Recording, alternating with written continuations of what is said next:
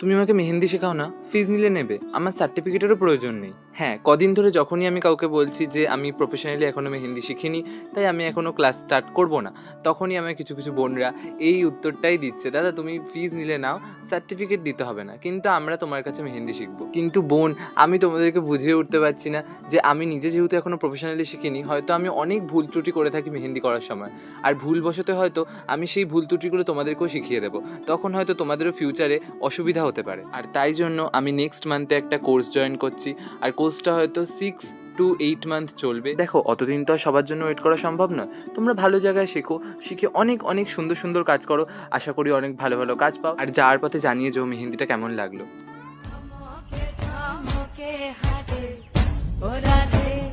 ও রাধে ঠমকে ঠমকে হাতে